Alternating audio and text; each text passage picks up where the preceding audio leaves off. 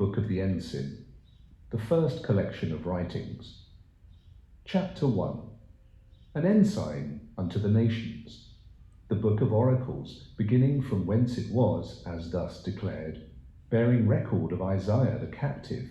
And though he doth bear record of himself, yet his testimony is true.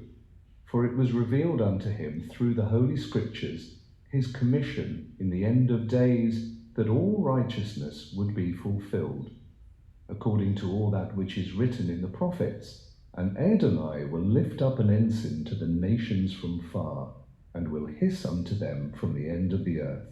And behold, they shall come with speed swiftly, as in another place. And in that day there shall be a root of Jesse, which shall stand for an ensign of the people. To it shall the Gentiles seek, and his rest shall be glorious. Moreover, Isaiah took up his parable about the time of his rising, touching his nativity.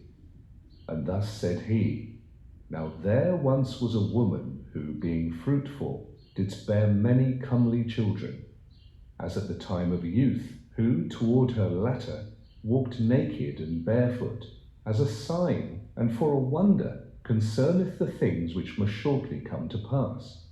And in the process of time came it to pass, that the woman, being with child, travailing in birth and pain to be delivered, brought forth all her children, a son who is to stand as an ensign for all nations.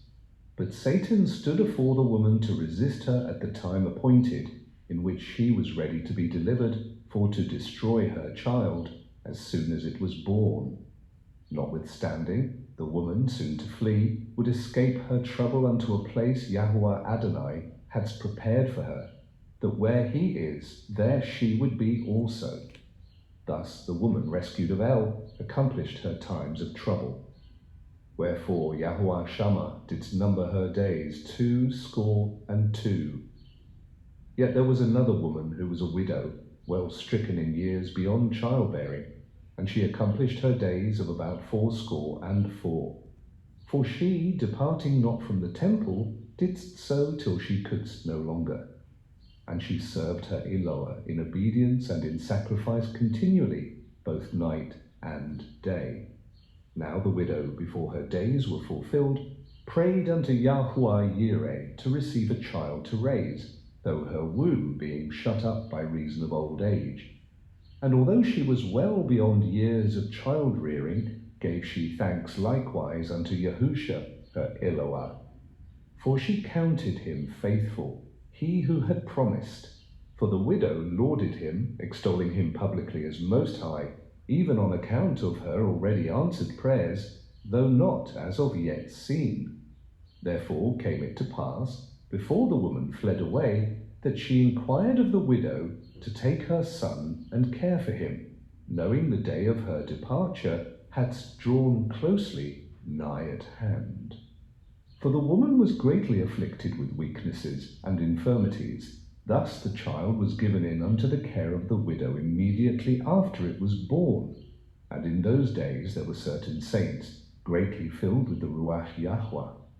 And they anointed the widow, the woman, and her belly with child, that it mayest be sanctified unto Yahuwah Adonai, even afore birth. Thus it came to pass, that as the child grew, he waxed strong in grace, endowed with the Ruach Etzah, the Ruach Chokmah, and the Ruach Da'ath. And the favor of Yahuwah rested upon him, even in troublous times, therein the land of decreed captivity. For in the infancy of youth, as when the Ruach Chem Tachanunium came there upon him, came it to pass also that the young child made he his request unto Yahuwah Nikki, that he would one day learn to handle gloriously music to play upon the organ there in the temple.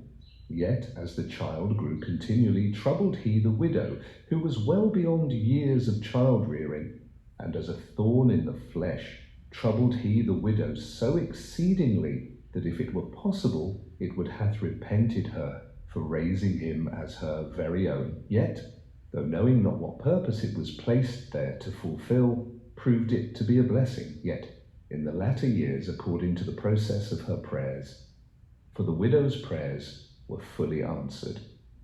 And though she did not get to see the blessing of the performed promise in her lifetime, as thus worked she faithfully in Yahweh's vineyard, laboring till she could no longer, trusting always in his holy promises.